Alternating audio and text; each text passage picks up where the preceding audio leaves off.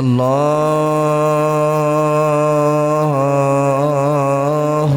صل على محمد وعلى آل محمد كما صليت على إبراهيم وعلى آل إبراهيم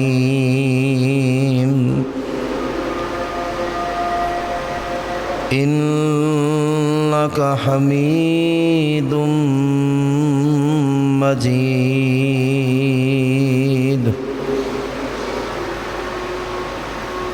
اللهم بارك على محمد وعلى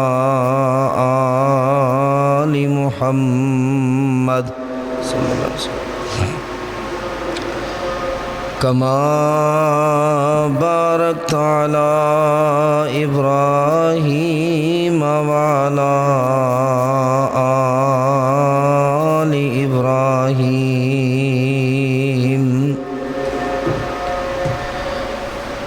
إنك حميد مجيد.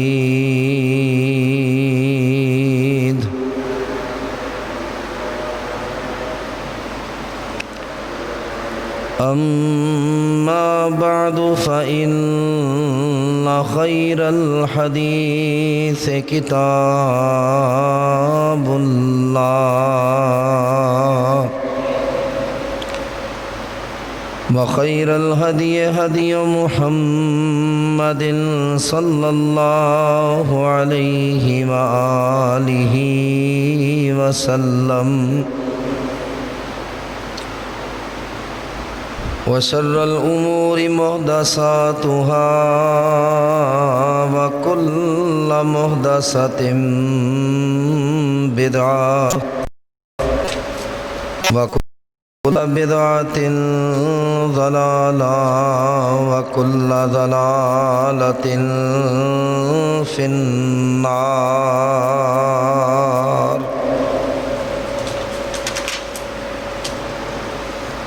أعوذ بالله السميع العليم وبوجهه الكريم وسلطانه القديم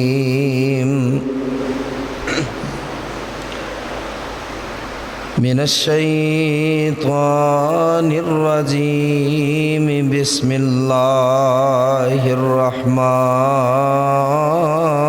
الرحيم.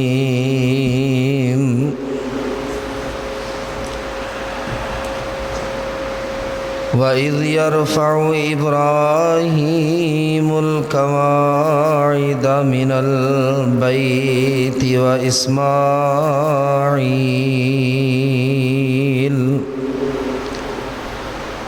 رَبَّنَا تَقَبَّلْ مِنَّا إِنَّكَ أَنْتَ السَّمِيعُ الْعَلِيمُ.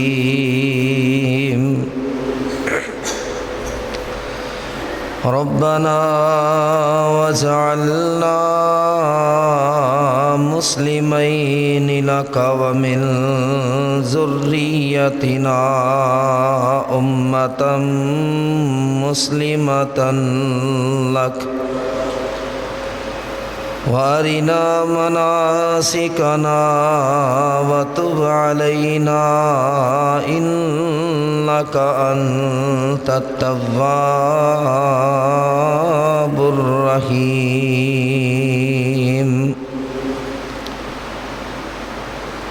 رَبَّنَا وَابْعَثْ فِيهِمْ رَسُولًا منهم يتلو عليهم آياتك ويعلمهم الكتاب والحكمة ويزكيهم إنك إنك أنت العزيز الحكيم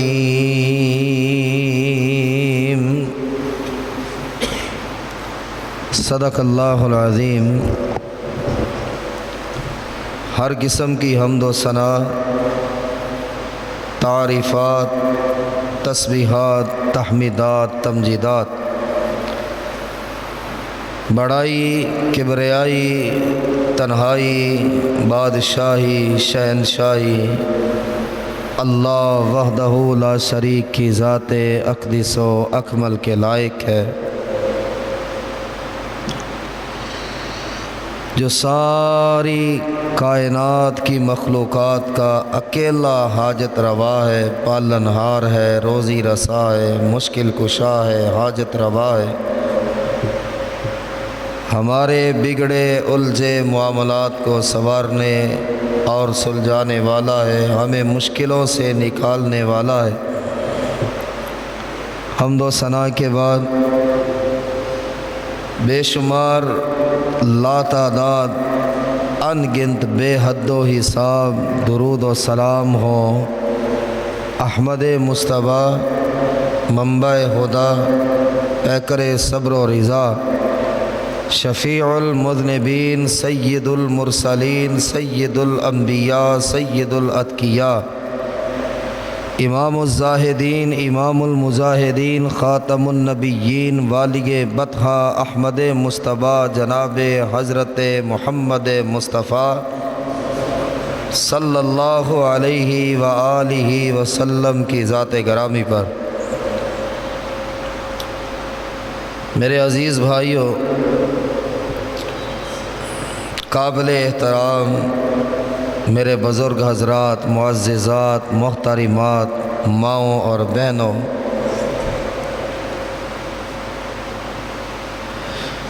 جو موضوعات ہم نے ترتیب دیے، آج کا خطبہ جمعۃ المبارک، اس کا عنوان ولادت سید المرسلین، سید الانبیاء جناب حضرت محمد مصطفیٰ صلی اللہ علیہ وآلہ وسلم کے عنوان پر ہے۔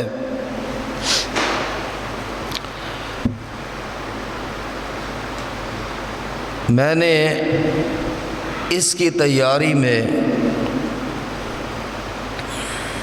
کچھ تحقیق، کچھ مطالعہ اس حوالے سے بھی کیا کہ رسول کریم علیہ السلام کی آمد کا ذکر صرف قرآن میں ہے یا اس سے پہلے بھی ہے؟ متعدد جتنا میں پڑھ سکا، جو میں نہیں پڑھ سکا، یہ کہنا چاہتا ہوں کہ جتنی بھی آسمانی کتابیں ہیں اور صحائف اترے ہیں، کوئی کتاب ایسی نہیں کہ جس میں اللہ نے اپنے پیارے محبوب حضرت محمد مصطفیٰ صلی اللہ علیہ وسلم کا ذکر نہ کیا۔ آنے والے انبیاء علیہم السلام اپنی ڈیوٹی، اپنے فرائض مکمل کرنے کے بعد یہ پیغام بھی دے جاتے تھے کہ محمد مصطفیٰ صلی اللہ علیہ وسلم آنے والے، ایک ایسا رسول آئے گا جو کائنات کے دلوں کو پاک کرے گا، انہیں تربیت دے گا، انہیں تعلیم دے گا، کفر و شرک اور ضلالت و گمراہی کے اندھیروں سے انہیں کھینچ لائے گا۔ اور یہ نبی وہ نبی ہے کہ انبیاء علیہم السلام ان کے آنے کے لیے بھی رب سے دعائیں مانگتے رہے، اللہ اب تو محمد مصطفیٰ علیہ السلام کو بھیج دے۔ انجیل کی 73 کتابوں میں ہی حضرت محمد مصطفیٰ علیہ السلام کا ذکر ہے، تورات میں، زبور میں، صحف ابراہیم میں، موسیٰ علیہ السلام پر اترنے والی تورات میں، آسمانی صحائف میں انبیاء یہ خوشخبری دے کر جاتے. کیا شان ہے اور کیا مقام ہے اور کیا مرتبہ ہے کہ آپ جانتے ہیں بیت اللہ شریف کی جب کوئی پہلی بار زیارت کرتا ہے، ہم سب کو پتہ ہے اور ہم سب جانتے بھی ہیں، اسے مانتے بھی ہیں، کعبہ پر پہلی نظر جو ڈالتا ہے، جو اللہ سے مانگتا ہے اللہ اسے عطا فرما دیتا ہے. یہ کعبہ کی شان ہے، یہ کعبہ کا مقام ہے. جیسے کوئی کسی کے گھر کی چوکھٹ پہ چلا جائے تو وہ جیسا بھی ہو وہ کہتا ہے نہیں یار اب یہ میرے گھر تک آیا ہے، اب اس کی بات مجھے سننی چاہیے. میرے گھر جو آ گیا، میری چوکھٹ پہ کھڑا ہے. اور جو اللہ کے گھر چلا جائے اور بیت اللہ پہ نگاہ ڈال کے جو مانگتا ہے اللہ اس کو عطا کرتا ہے. جیسے امام ابن سیرین رحمۃ اللہ علیہ، ان کے متعلق ہم نے پڑھا 83 حج کیے انہوں نے اپنی زندگی میں. اب کپڑے کے چھوٹے سے تاجر تھے، معمولی تاجر، کپڑا سر پہ رکھا اور بیچا اور واپس آ گئے، پھر حدیث پڑھائی. 83 حج کیسے کر لیے؟ مشکلات تو اس وقت بھی تھی، انتظامات تو اس وقت بھی کرنے پڑتے تھے، بلکہ اس وقت تو پیدل یا گھوڑے پر یا اس طرح کی سواریوں پر جانا پڑتا تھا اور کئی مہینے لگتے تھے. ان سے پوچھا گیا اتنے زیادہ جو آپ نے حج کیے انتظام آپ کیسے کرتے تھے؟ فرمانے لگے جب میں پہلا حج کرنے گیا اور بیت اللہ پر میری پہلی نگاہ پڑی تو میری دعا یہ تھی اللہم لا تجعل آخر العہد منک، اللہ یہ میرا جو آنا ہے یہ آخری بار کا آنا نہ ہو، اس کے بعد میں پھر آنا چاہتا. وہ ہر پہلی نگاہ پر میرے الفاظ یہی ہوتے اللہ میں نے پھر آنا ہے، اور یہ دعائیں قبول ہوتی چلی گئی اور اللہ مجھے ہر سال ہی بلاتا رہا. بتلانے کا مقصد یہ تھا کہ اگر کعبے پر پہلی نظر ڈالنے پر جو دعا کی جاتی ہے وہ اللہ قبول کر لیتا ہے، تو کعبہ بنانے والے نے جو دعا کی ہے اس کی قبولیت کی معراج کیا ہو. جس نے کعبہ بناتے ہوئے دعا کی، ہم تو نگاہ ڈالیں اور دعائیں قبول ہو جائیں. اور ابراہیم و اسماعیل علیہم السلام جب کعبہ بنا رہے تھے، جب اینٹیں چن رہے تھے، دیوار بنا رہے تھے، اس وقت جب ابراہیم علیہ السلام نے یہ فرمایا ربنا وابعث فیہم رسولا منہم، اللہ میں کعبے کو بناتے ہوئے یہ دعا کر رہا ہوں کہ محمد مصطفیٰ علیہ السلام کو بھیج دے. اللہ ان میں رسول بھیج جو انہی میں سے ہو، ان کے خاندان سے ہو، اللہ انہی کے قبیلے سے ہو. یتلو علیہم آیاتک، اللہ وہ تیری کلام ان پر پڑھے، وہ تیری نشانیاں ان پر بیان کرے، وہ تیرے قرآن کی ان پر تلاوت کرے، وہ تیرا دین ان کو سمجھائے. وَيُعَلِّمُهُمُ الْكِتَابَ وَالْحِکْمَةَ، قرآن بھی سکھائے، حکمت بھی سکھائے. وَيُزَكِّيهِمْ، یا اللہ جس قدر یہ گمراہی کے اندھیروں میں چلے گئے، جس طرح یہ ناپاک ہو چکے ہیں، جس طرح اب انہیں حلال و حرام کی تمیز نہیں رہی، یا اللہ حقوق سلب کر رہے ہیں، جس طرح یہ معمولی بات پر جھگڑا کرتے ہیں اور کئی سال تک بلکہ 150 سال تک خاندانی چپکلس چلتی ہے اور لوگ مارے جاتے ہیں. اللہ اس ضلالت کے اندھیروں سے نکالنے کے لیے محمد مصطفیٰ کو چاند بنا کر بھیج دے. اللہ سورج بنا کر بھیج جس کی تابانی سے، درخشانی سے اور جس کی روشنی سے یہ سارے اندھیرے مٹ جائے. وہ پاک کر دے، ان کو زندگی جینے کا مقصد سمجھا دے، انہیں معلوم پڑ جائے کہ معیار زندگی کیا ہوتا. انک انت العزیز الحکیم، تو غالب بھی ہے، تو حکمتوں والا بھی ہے، تو سب کچھ کرنے پہ قادر بھی ہے. اور حالات کیا تھے؟ ابراہیم علیہ السلام کی دعا جو ہے وہ کس لیول کی ہے؟ کیوں کہا ان کو پاک کر دے؟ شاید آپ نے پڑھا ہو، آپ جانتے ہو کہ عرب کے ماحول مکمل طور پر کفر و شرک اور گمراہی میں ڈوب چکا تھا، اور روشنی کی ایک کرن بھی کہیں سے باقی نہیں تھی۔ کیسا وہ دور ہوگا رسول کریم علیہ الصلاۃ والسلام کے آنے سے پہلے کہ ایک عورت 10 مردوں سے نکاح کر لیتی تھی، ایک عورت کئی مردوں سے نکاح کرتی تھی، اور جب بچہ پیدا ہوتا تو وہ عورت ان سب کو بلا بھیجتی اور کہتی کہ اب پہچانو اور مجھے بتاؤ کہ اس کا باپ کون ہے۔ یہ رواج تھا، یہ اندھیر نگری تھی، یہ ظلم کی انتہا تھی کہ اس بچے کو بھی پتہ نہیں کہ میرا باپ کون ہے، اور ماں بھی نہیں جانتی ہے کہ یہ 10 کے نکاح میں ہوں، 10 شخص میرے پاس آتے تھے، کس کی طرف اب اس کو منسوب کرو۔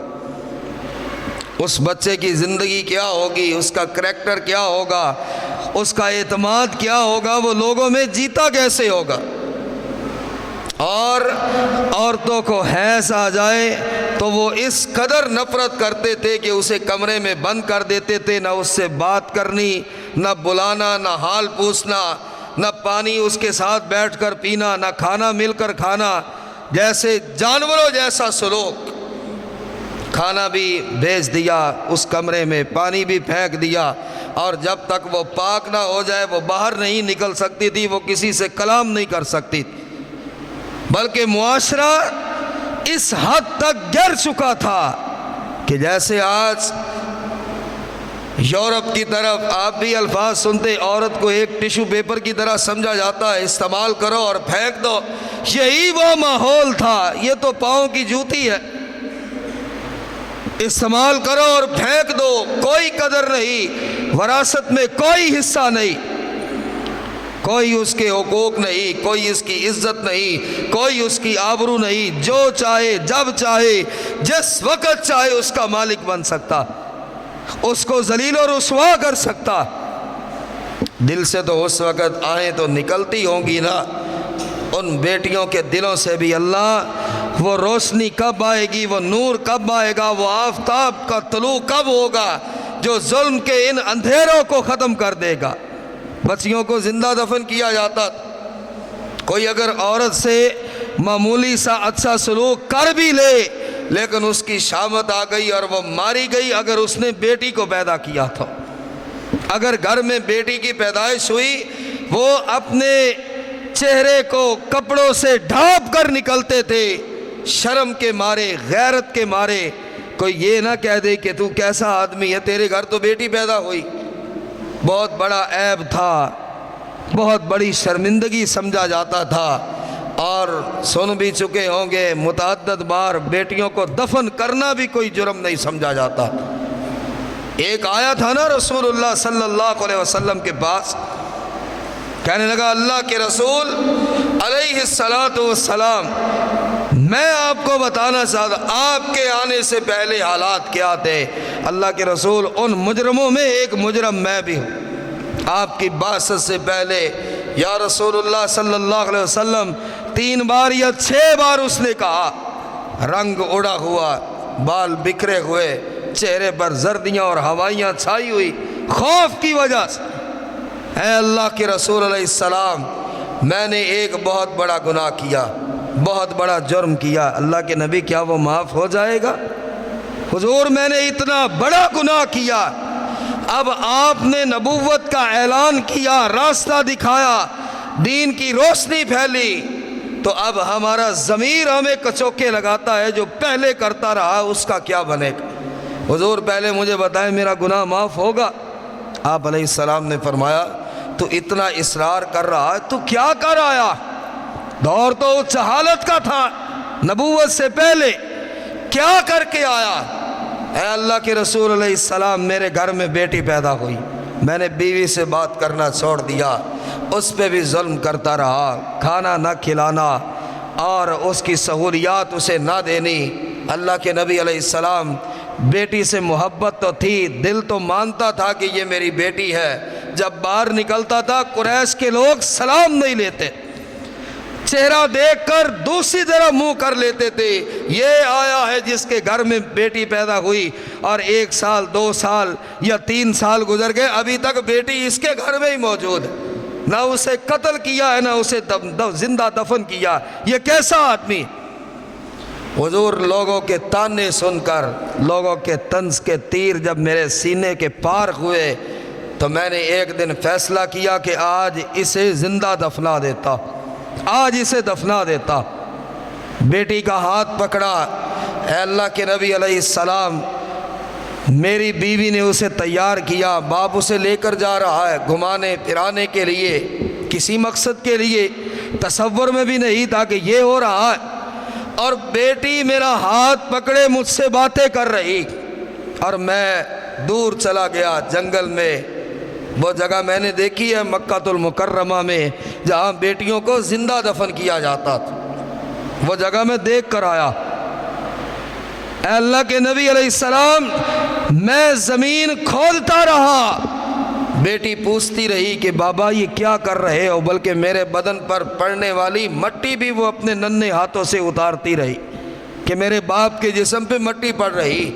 قدرت کے یہ نظام ہے، بیٹا اس قدر محبت اور پیار کبھی نہیں کر سکتا جو محبت اور پیار باپ کو بیٹی کی طرف سے ملتا، بیٹا وہ جذبات کبھی نہیں رکھ سکتا جو جذبات باپ کے لیے بیٹی رکھتی۔ اور اللہ کے رسول علیہ السلام، میں نے جب اسے قبر بنا کر گڑھا کھود کر اس میں پھینکا اور مٹی ڈالتا رہا اور وہ چیختی رہی چلاتی رہی، اور آخری اس کا سوال یہ تھا کہ ٹھیک ہے پھر قیامت کے دن رب سے جا کر پوچھوں گی کہ میرا قصور کیا تھا۔ وَإِذَا الْمَوْعُودَةُ سُئِلَتْ بِأَيِّ ذَنبٍ قُتِلَتْ، جب اس نے یہ سوال اپنا سارا سامنے رکھا، معاملہ سامنے رکھا، سر اٹھا کر دیکھا تو حضور علیہ السلام اس قدر رو رہے تھے کہ آپ کی داڑھی مبارک آنسوؤں سے بھر چکی تھی۔ اور اتنا بڑا گناہ، بتانے کا مقصد یہ تھا یہ ان کی نظروں میں یہ گناہ بھی کوئی گناہ نہیں تھا۔ پانی پلانے پر جھگڑا، گھوڑوں کی دوڑ ہوئی، گھوڑا آگے نکل گیا تو اس پہ خاندانی چپکلش، اور 50 سال 100 سال ایسے گزر جاتے تھے۔ اور اللہ کریم نے آپ پورا قرآن پڑھے، محمد مصطفیٰ علیہ السلام کی آمد کا مقصد سمجھے، نبی علیہ السلام تشریف لائے، یہ معمولی لفظ نہیں، اس سے پہلے کے حالات دیکھے، پھر اللہ کریم کے الفاظ سے کرے کیا۔ پورے قرآن کے اندر اللہ نے جو آپ کے لیے اتارا زمین پہ، اللہ نے کسی چیز کو بطور احسان نہیں گنوایا۔ آپ پورا قرآن پڑھ لیں، متعدد جگہوں پہ رب نے کہا، متعدد جگہ، ان فی خلق السماوات والارض واختلاف اللیل والنہار والفلک التی تجری فی البحر بما ینفع الناس، ایک ایک چیز کو اللہ نے گنایا۔ کیا ہم نے آسمان نہیں بنایا؟ یہ چھت ہے، یہ بغیر ستونوں کے چھت ہے، اللہ نے صرف یہ کہہ دیا یہ میری نشانی ہے، یہ نہیں فرمایا میں نے آسمان بنایا تمہارے اوپر احسان کیا۔ ہم نے زمین بنائی، آپ پورا قرآن پڑھ لیں، اللہ زمین کو بچھانے کو بھی یہ فرما دیا کہ یہ میری نشانی ہے، پانی کے اوپر کوئی زمین بچھا کر دو دکھائے، مان لو میں تمہارا رب ہوں، لیکن یہ نہیں فرمایا کہ میں نے احسان کیا۔ حالانکہ احسان کتنا بڑا، نیچے پانی ہی پانی ہے اور اوپر زمین ہے، اس پر ہم رہتے بھی ہیں، گھر بھی بناتے، تہہ خانے بھی بناتے ہیں، یہی زمین ہمارے لیے انگوریاں، کھیتیاں، فصلیں پیدا کرتی۔ أَلَمْ نَجْعَلِ الْأَرْضَ مِهَادًا وَالْجِبَالَ أَوْتَادًا وَخَلَقْنَاكُمْ أَزْوَاجًا وَجَعَلْنَا نَوْمَكُمْ سُبَاتًا وَجَعَلْنَا اللَّيْلَ لِبَاسًا وَجَعَلْنَا النَّهَارَ مَعَاشًا، ایک ایک چیز کو اللہ نے گنوایا۔ ہم نے تمہیں انسان بنایا، ہم نے تمہارے لیے رات بنائی، رات کے اندھیرے بنائے، نہیں فرمایا میں نے کوئی احسان کیا۔ ہم نے رات کے اندھیرے بنا کر پھر نیند جیسی تمہیں نعمت عطا فرمائی۔ اگر آدمی مسلسل 1 ہفتہ دن اور رات جاگ لے وہ پاگل پن کی حد تک پہنچ جاتا، اسے سمجھ نہیں آتی میں بات کیا کر رہا ہوں، اسے سمجھ نہیں آتی بتانے والا کیا بتا رہا ہے، میں سن نہیں رہا، کیا کہے گا یار میری نیند پوری نہیں ہوتی۔ کیا ہم نے تمہارے لیے نیند جیسی نعمت نہیں اتاری؟ نہیں فرمایا اللہ نے میں نے کوئی احسان کیا۔ پھر اللہ نے فرمایا یہ پہاڑ بنائے میخوں کے طور پر زمین میں گاڑ دیے تاکہ زمین اپنی جگہ سے ہلے نہ، حرکت نہ کرے۔ یہ بھی نہیں فرمایا میں نے تمہارے لیے کوئی احسان کیا۔ وَأَنزَلْنَا مِنَ السَّمَاءِ مَاءً، کائنات کے تمام پانی کا قطرہ قطرہ ختم ہو جائے، تمہاری زمینوں کو سیراب کرنے کے لیے میں آسمان سے پانی برساتا ہوں۔ وَالسَّحَابَ الْمُسَخَّرِ بَيْنَ السَّمَاءِ وَالْأَرْضِ، یہ بھی نہیں فرمایا زمین و آسمان کے درمیان میں ہر وقت بادل رہتے ہیں، یہ تمہارے لیے رہتے ہیں۔ پھر بھی نہیں فرمایا میں نے تمہارے اوپر کوئی احسان کیا۔ أَلَمْ نَجْعَلْ لَهُ عَيْنَيْنِ وَلِسَانًا وَشَفَتَيْنِ وَهَدَيْنَاهُ النَّجْدَيْنِ، ایک ایک جسم کے عضو کو اللہ نے گنوایا، کیا تمہیں آنکھیں عطا نہیں فرمائی ہے؟ کیسے دیکھتے ہو؟ کون سا ٹرانسمیٹر، کون سی بیٹری اس کے پیچھے فکس ہے؟ پورا سر کھول کے دیکھ لو، کوئی سیل، کوئی بیٹری نہیں ملے گی۔ ہم نے تمہیں آنکھیں دی، سارا جہان دیکھتے ہو۔ نہیں فرمایا میں نے تمہارے اوپر کوئی احسان کیا۔ تمہیں کان عطا فرمائے، نہیں فرمایا کہ یہ تمہارے اوپر کوئی احسان ہے۔ تمہیں ہونٹ عطا فرمائے، زبان دی، یہ گوشت کا ایک ٹکڑا ہے جس سے جو چاہو، جب چاہو، جیسے چاہو، جس سے مرضی چاہو تم کلام کر سکتے ہو۔ نہیں فرمایا کہ تمہارے اوپر کوئی احسان، حالانکہ یہ اس کے احسان ہی احسان۔ گننا چاہیں زندگی قیامت کے دن تک کے لیے مل جائے، ہم گننا چاہیں نہیں گن سکتے اللہ کے احسان کتنے، ہم نہیں گن سکتے۔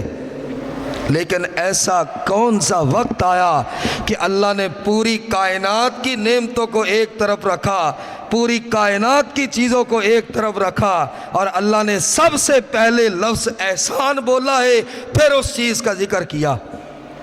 یہاں ہر چیز کا ذکر پہلے، اور اینڈ میں کیا کہا؟ لعلہم یشعرون، لعلکم تشعرون، لعلہم یاکلون، یہی الفاظ۔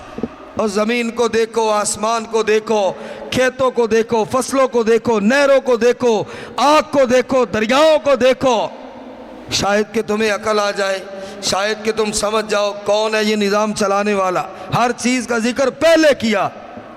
میرے محمد مصطفیٰ صلی اللہ علیہ وسلم کی عظمت، آپ کا مقام، کہ اب باری ان کی آئی، اللہ نے سب سے پہلے لفظ احسان بولا ہے، پھر اس ہستی کا ذکر کیا۔ فرمایا لقد من اللہ علی المؤمنین، او مومنو، دنیا والو، اب سنو، میں رب نے تمہارے اوپر بہت بڑا احسان کر دیا، بہت بڑا میں نے احسان کیا۔ ہم نے مومنوں پر احسان کیا۔ کون سا؟ اذ بعث فیہم رسولا من انفسہم، تمہارے اوپر احسان یہ کیا ہے کہ حضرت محمد مصطفیٰ کو بھیج دیا صلی اللہ علیہ وسلم۔ یہاں احسان لفظ کیوں بولا؟ یہاں کیوں بولا گیا؟ تمہارے اوپر ہم نے سب سے بڑا احسان کیا، اور اس احسان کے احسان مند ہو جاؤ، شکر گزار بن جاؤ۔ ان کی عظمت کو، ان کی فضیلت کو، ان کے درجے کو، ان کے مقام کو، ان کی شان کو، ان کی عزت کو، ان کی عظمت کو، ان کی بلندی کو، ان کے معیار کو سمجھنے کی کوشش کرو۔ یتلو علیہم آیاتہ ویزکیہم ویعلمہم الکتاب والحکمہ وان کانوا من قبل لفی ضلال مبین، تم سارے کے سارے کھلی گمراہی میں تھے، اندھیروں میں تھے، اندھیر نگری میں تھے، تمہیں کچھ بھی دکھائی نہیں دیتا تھا۔ حق کیا ہے، باطل کیا ہے، حلال کیا ہے، حرام کیا ہے، حقوق کیا ہے، عصمت کیا ہے، عزت کیا ہے، حفاظت کیا ہے، ماں باپ کا درجہ کیا ہے، بہن بھائیوں کا درجہ کیا ہے، بیوی کا درجہ کیا ہے، بیٹی کا درجہ کیا ہے، بیٹوں کا مقام کیا ہے، رشتہ دار کس کو کہتے، تمہیں کچھ نہیں پتا تھا۔ وَإِن كَانُوا مِن قَبْلُ لَفِي ضَلَالٍ مُبِينٍ، اس سے پہلے تو تم کھلی گمراہی میں تھے، تمہیں پتہ ہی نہیں تھا۔ ہم نے احسان، یہ یہودیوں نے کہا تھا نا کہ تمہارا نبی کیسا نبی ہے، ہمیں آج تک ایسی مثال نہیں ملی، ایسی نظیر نہیں ملی، آج تک ہم نے ایسا منظر نہیں دیکھا۔ اور تمہارا نبی تمہیں قضائے حاجت کے طریقے بھی بتاتا ہے، قضائے حاجت کے طریقے بھی بتاتا ہے۔ اور مسلمانوں نے فخر سے کہا ہاں وہ نبی رب نے بھیجا ہے جس نے کائنات کے تمام طریقے اور اسلوب ہمیں سکھائے، یہاں تک بتایا کہ قضائے حاجت کیسے کرنی، یہاں تک بتایا کہ پاک کیسے رہنا، یہاں تک بتایا کہ پیشاب کے چھینٹوں تک سے کیسے بچنا ہے، وہ نبی اللہ نے بھیجا۔ حریص علیکم، اللہ نے کہا احسان اس لیے کہ یہ پیغمبر اپنی ذات کو نہیں دیکھے گا، پیدائش سے لے کے آخری سانس تک اپنی امت کی فکر میں جائے گا، اپنی امت کی فکر ہوگی۔ یہ سب سے بڑا احسان کیا ہے؟ اس نے تمہیں دین سکھایا، وہ تمہیں کتاب پڑھانے آئے گا، وہ تمہیں روشنی دے گا، وہ کفر و شرک کے اندھیروں سے نکالے گا۔ اور پھر اس احسان کے جتلانے پر رسول اللہ صلی اللہ علیہ وآلہ وسلم نے پھر تشریح کی ہے، پھر آپ نے بتایا میرے آنے پر اللہ نے لفظ احسان کیوں بولا۔ لفظ احسان اس لیے کہ جہاں تمام انبیاء جواب دیں گے وہاں محمد کریم علیہ السلام آگے بڑھ کے اللہ کے عرش کے نیچے سجدہ کریں گے اور کہیں گے اللہ دنیا میں جب تک رہا امتی امتی کرتا رہا، آج میدان محشر ہے، آج بھی امتی امتی کا نعرہ ہی ہے، یا اللہ میری امت، یا اللہ میری امت۔ یہ ایک موضوع میں بتاؤں گا کہ اللہ کے رسول علیہ السلام میدان محشر میں بار بار جو سجدہ کرتے رہے ان کی تعداد 7 ہے یا 7 سے بھی زیادہ، طویل سجدہ، روئے، اللہ کی حمد بیان کی۔ اللہ فرمائیں گے ارفع رأسک یا محمد صلی اللہ علیہ وسلم، اپنا سر اٹھائیے میرے نبی، ایک طویل وقت گزر گیا آپ نے سر سجدے سے اٹھایا ہی نہیں، سر اٹھائیے، سل توتا، آپ سوال کریں میں آپ کو عطا کر دوں گا۔ اور سوال کیا ہوگا؟ اس قدر طویل سجدے کے بعد جب اللہ اجازت دے گے میرے نبی مانگیے، کیا مانگتے؟ تمہارے سجدے سے، تمہارے اذکار سے، تمہاری دعاؤں سے میں اللہ راضی ہوں۔ اور کیا ہوگا؟ سب سے پہلے رب اللہم امتی، اللہ میری امت، اللہ میری امت جہنم میں نہ جائے، ایک بھی میرا امتی جہنم میں نہ رہے، جب تک آخری امتی کو نکال نہیں لیا جاتا محمد کریم علیہ السلام کا سجدہ ختم نہیں ہوتا۔ یہ احسان ہے، یہ احسان کہ دنیا داری بھی تمہیں سکھائیں گے، دینداری بھی تمہیں بتائیں گے، اور پھر قیامت کے دن سارے سہاروں کے ٹوٹ جانے پر محمد کریم علیہ السلام تمہارے لیے اللہ کے دربار میں سجدہ کرے گے۔ لَقَدْ مَنَّ اللَّهُ عَلَى الْمُؤْمِنِينَ، اس لیے اللہ نے احسان کا لفظ بولا۔ یہ دنیا کے معاملے میں نہیں، یہ صرف دنیاوی معاملہ نہیں۔ اور پھر حضور علیہ السلام، عیسیٰ علیہ السلام بتا گئے، خوشخبری دی، کہا میرے بعد ایک نبی آئے گا جس کا نام احمد ہوگا۔ اور میں ایک کتاب پڑھ رہا تھا کہ حضور کے آنے کے جو ذکر تھے آسمانی کتابوں میں، یہودیوں میں بڑے بڑے عالم تھے، عیسائیوں میں بڑے بڑے عالم تھے۔ ایک جگہ میں نے پڑھا، ایک یہودی نے یہ پڑھ لیا کتاب کے اندر، آسمانی صحیفے کے اندر، کہ محمد مصطفیٰ علیہ السلام جب آئیں گے نبوت کا اعلان کریں گے، ان کے رہنے کی جگہ کھجوروں کی کوئی سرزمین ہوگی، کھجوروں کی سرزمین۔ اور مدینے کا ذکر آسمانی کتابوں میں، مکے کا ذکر آسمانی کتابوں میں۔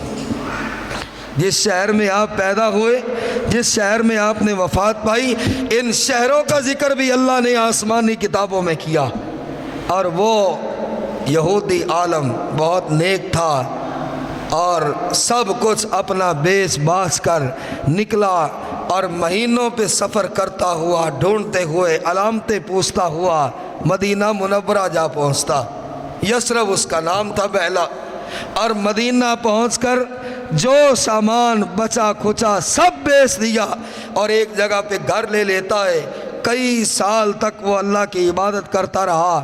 موت کا وقت آیا، نبی علیہ السلام کے انتظار میں ہی دنیا سے چلا گیا۔ اس گھر کو تاریخ لکھتی ہے کہ ابو ایوب انصاری نے خریدا، اور اس ابو ایوب انصاری کے گھر میں اللہ کے نبی علیہ السلام آئے۔ وہ اس قدر تلاش میں رہا کہ آپ کے آنے کے انتظار میں ہی وہ موت کی وادیوں میں چلا گیا، اس کی زندگی کے دن پورے ہو گئے۔ خیر، یہ تو ایک لمبا ٹاپک، کس کس کتاب میں، کس کس صحیفے میں، کس انداز میں نبی کی شان کو بیان کیا گیا، حضور کے آنے کو بیان کیا گیا، ہر نبی کیسے بتاتا رہا۔ اور پھر جناب عبد المطلب، سردار عبد المطلب نام تھا، حضور کے آنے سے پہلے کئی علامات ظاہر ہوئی، کیسر و کسرا کے کنگریزے، ان کا گرنا، ابرا کا مرنا اور ہلاک ہو جانا۔ یہ محرم کا مہینہ تھا جب ابرا آیا۔ حضور علیہ السلام ربیع الاول میں پیدا ہوئے اور 1.5 مہینہ پہلے ابرا بیت اللہ کو گرانے کے لیے آتا۔ اس نے یمن میں اللہ کا گھر بنایا۔ اللہ کا گھر کیا بنانا تھا؟ بیت اللہ کی کاپی کر دی۔ کہنے لگا ساری دنیا مکہ جاتی ہے، کیا ہے مکہ میں؟ اللہ کا گھر ہے۔ اس نے کہا میں یہاں پر بناتا ہوں، اس سے اچھا بناتا ہوں، اس سے بہتر پتھر لاتا ہوں، قیمتی ترین دنیا کے پتھر لا کے وہ نقلی بیت اللہ بناتا ہے اور کہتا ہے آؤ یہاں پر طواف کرو۔ لوگ پھر نہ گئے۔ ایک دن ایک ایمان والے نے، ابرا نے جو بیت اللہ بنایا تھا، بیت اللہ تو اسے نہیں کہنا چاہیے لیکن نشانی کے طور پہ بتا رہا، جو اس نے گھر بنایا، ایک ایمان والے نے اس پر پیشاب کر دیا، گندگی پھینک دی۔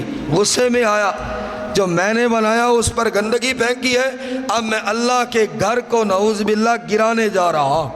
60,000 کی فوج اس نے لی یمن سے، 60,000 کی فوج، اور ہاتھی اس سے پہلے عرب کے لوگوں نے دیکھے ہی نہیں تھے کہ ہاتھی کس کو کہا جاتا۔ محمود نامی ہاتھی پر یہ خود بیٹھتا اور چلا۔ 60,000 کا لشکر ہے۔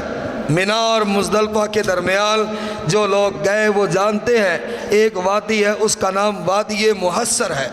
60,000 کا لشکر لے کر وادی محصر میں بیٹھ جاتا ہے اور پیغام بھجواتا ہے تیار ہو جا مکہ والو، میں بیت اللہ کی اینٹ سے اینٹ بجانے آ رہا۔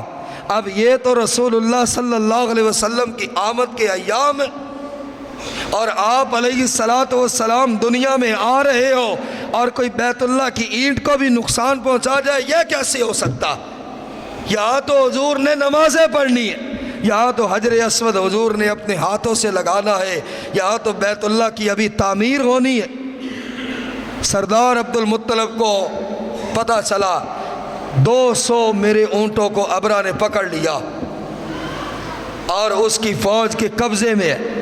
سردار عبد المطلب آئے، حضور صلی اللہ علیہ وسلم کے دادا، فرمایا ابرا میں مکے کا سردار اور پتہ چلا ہے تو نے میرے 200 اونٹوں کو پکڑ لیا ہے، لاؤ میرے اونٹوں کو واپس کر دوں۔ ہائے اس وقت بھی ایمان کو چیک کرے، ایمان کیا ہے، ہمارے ایمان کیا ہے۔ حضور علیہ السلام کے آنے پر ہم اگر روشنی کرتے ہیں، ہم اگر لائٹ لگاتے ہیں، ہمارے دلوں کے اندر بھی روشنی ہے، ہمارے دل منور ہے۔ حضور کے آنے کی آمد کا ہمیں مقصد کا پتہ ہے۔ حضور علیہ السلام کیوں آئے؟ حضور علیہ السلام کے آنے کا مقصد کیا تھا؟ صرف اس طرح خوشی؟ یہ کیا ہے میرے بھائیوں؟ ابرا حیران ہوا، کہنے لگا سنا تو تھا کہ عبد المطلب بڑا دانا ہے، بڑا سردار ہے، بڑا زیرک ہے، بڑا عقل مند ہے، بڑا ذہین ہے، بڑا معتبر ہے، لیکن تیرے سوال نے تو مجھے ہلا کر رکھ دیا۔ یہ 60,000 کی فوج بیت اللہ کو گرانے کے لیے لے کر آیا ہوں اور تم مجھ سے اپنے اونٹ مانگ رہا ہے۔ تمہارے سوال کی سمجھ نہیں آئی؟ کیا گھبرا گئے ہو، ڈر گئے ہو، جان بوجھ کر بات نہیں کر رہے ہو؟ ایسا عقل مند آدمی؟ سردار عبد المطلب نے جواب کیا دیا، اونٹ میرے ہیں، انہیں لینے میں آیا ہوں، وہ جس کا بیت اللہ ہے وہ جانے اور تم جانو، ہم بھی دیکھ لیتے ہیں کہ تو کیا کرتا ہے اور وہ کیا کرتا۔ بیت اللہ تو اس کا ہے، گھر اس کا، ہم دیکھتے ہیں کہ تیرے پاس کیا طاقت ہے، اس کے پاس کیا طاقت ہے، میرے اونٹ مجھے دو، تم جانو رب جانے۔ مسکرایا، اونٹوں کو واپس کر دیا اور سردار عبد المطلب سیدھا کعبے کے پاس آتے اور دعا کی، اللہ 60,000 کی فوج لے کر آیا، یا اللہ اپنے گھر کی حفاظت فرما، اس کی عزت و ناموس کو باقی رکھ۔ اور کیا ہوا؟ المختصر کہ سورہ فیل اتری، الم تر کیف فعل ربک باصحاب الفیل الم یجعل کیدہم فی تضلیل وارسل علیہم طیرا ابابیل ترمیہم بحجارۃ من سجیل فجعلہم کعصف مأکول۔ پوری ڈیٹیل اللہ نے دی۔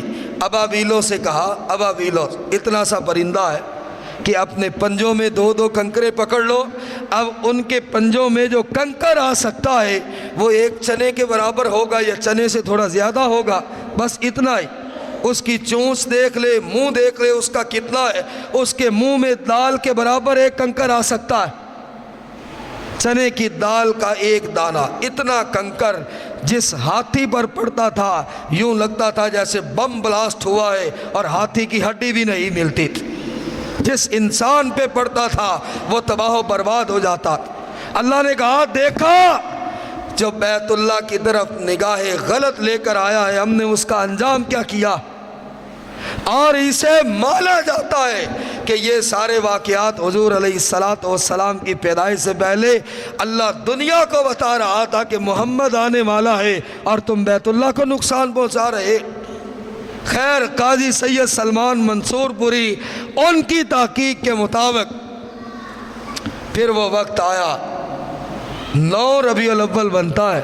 دنیا کا کوئی آدمی اپنے ذہن سے یہ نکال دے کہ حضور علیہ السلام کی پیدائش کا دن کنفرم 12 ربیع الاول، یہ ہماری ضد ہے، صرف یہ ہماری ضد ہے کہ نہیں جو بھی ہے، نہ ہم نے تاریخ پڑھنی ہے، نہ حدیث پڑھنی ہے، نہ ہسٹری پڑھنی ہے، ہم نے تو 12 ربیع الاول کہہ دیا، یہی حضور کی پیدائش کا دن۔ حضور کی پیدائش 3 ربیع الاول بھی لکھا ہے، 4 ربیع الاول بھی لکھا ہے، 8 ربیع الاول بھی ہے، 6 ربیع الاول بھی ہے، 9 ربیع الاول بھی ہے، 12 ربیع الاول بھی ہے۔ دنیا کا کوئی محقق، دنیا کا کوئی عالم دین، کوئی بڑے سے بڑا شیخ الحدیث آج تک وثوق کے ساتھ یہ نہیں کہہ سکا کہ اللہ کے رسول علیہ السلام کی پیدائش 12 ربیع الاول کے دن ہوئی۔ کنفرم کسی کو نہیں۔ اور ہم میں بعض بھائی کنفرم کر لیا، بس ٹھیک ہے جی 12 ربیع الاول، ریکارڈ کروا دی، لکھوا دیا، پیپروں میں آ گیا یہ 12 ربیع الاول ہی ہے۔ ہاں، وفات پر اتفاق ہے، پرانا ایڈیشن پیر عبد القادر جیلانی رحمۃ اللہ علیہ غنیت الطالبین کا پرانا ایڈیشن، اس میں پیر عبد القادر جیلانی رحمۃ اللہ علیہ نے لکھا، میری تحقیق کے مطابق، میری سوچ کے مطابق، میرے مطالعے کے مطابق اللہ کے نبی علیہ السلام 10 محرم کو پیدا ہوئے۔ یہ پیر عبد القادر جیلانی رحمۃ اللہ علیہ نے غنیت الطالبین میں لکھا ہے، پرانے ایڈیشن میں ہے، آپ آج بھی پڑھ سکتے۔ او بھائی، کوئی محرم کہتا ہے، کوئی ربیع الاول کہتا ہے، ہم نے 12 ربیع الاول کیسے مان لیا؟ کس کے کہنے پر؟ کہاں سے تصدیق کی ہے؟ کہاں سے تحقیق کی ہے؟ ہاں، آقا علیہ السلام کی وفات کا دن کنفرم جو ہے وہ 12 ربیع الاول کا دن، 22 اپریل 4:20 قاضی سید سلمان منصور پوری رحمۃ اللہ علیہ، جو انہوں نے اپنا تمام تر عرق ریزی کے بعد یہ فائنل کیا کہ اللہ کے نبی علیہ السلام سوموار کے دن 22 اپریل کو 4:20 پر اللہ کے رسول علیہ السلام پیدا ہوئے، دنیا میں تشریف لائے۔ اور آپ کا تشریف لانا بھی کوئی عام انسان جیسا نہیں تھا، آپ کا تشریف لانا یہ تو اسی وقت پتہ چل گیا تھا کہ آنے والا یہ جو بچہ ہے یہ سید المرسلین ہوگا، یہ معمولی نہیں۔ کہ اللہ کے نبی علیہ السلام پیدا ہوئے، آپ کے جسد اطہر پہ خون کا ایک قطرہ تک نہیں تھا اور غلاظت کا ایک قطرہ تک نہیں تھا، صاف اور شفاف جسم تھا۔ اور یہ جس کو ہم ناڑو بولتے ہیں، ناڑ بولتے ہیں، یہ اللہ کے رسول علیہ السلام کی کٹی ہوئی تھی۔ اور ایک روایت میں یہ ہے ختنہ بھی آپ کا کیا ہوا تھا، کسی نے آپ کا ختنہ نہیں کیا۔ اور نہ وہ جب آپ کی پیدائش ہوئی، سیدہ آمنہ سے کہا جا رہا ہے، آمنہ یہ کیسا بچہ ہے کہ خوشبوئیں ہی خوشبوئیں اٹھ رہی ہیں۔ خوشبوئیں ہی خوشبوئیں اٹھ رہی ہیں۔ ایک روایت یہ آتی ہے کہ پیدائش سے چند منٹ کے بعد رسول اللہ صلی اللہ علیہ وسلم نے خود کروٹ بدلی اور اپنا سر سجدے کی طرف بھی کیا۔ محمد کریم علیہ السلام تشریف لائے، کیسر و کسریٰ کے ایوان ہل گئے، اور کچھ یہودی راہب جو تھے انہیں علامات مل گئی کہ آسمان کو دیکھنے پر اور چاند کو دیکھنے پر پتہ چلتا ہے کہ آمنہ کا چاند طلوع ہو چکا۔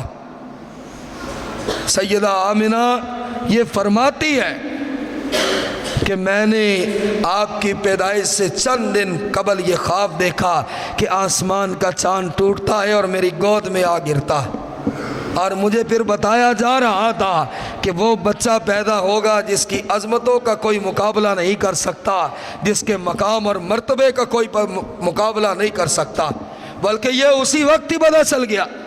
سردار عبد المطلب کو بتایا، سردار عبد المطلب آئیے، عبداللہ کی نشانی آئی، اور سیدہ آمنہ نے بیٹے کو جنم دیا، اور جب آپ نے اپنے پوتے کو اٹھایا، سردار عبد المطلب کہتے ہیں میں نے اٹھایا اور میرے دل نے کہا کہ جلدی کر اس بچے کو لے کر بیت اللہ چلا جا، کہ نبی کی نظریں بھی پڑی تو بیت اللہ پر جا کر پڑی ہے، اور کہتے میں اللہ کا شکر ادا کر رہا ہوں۔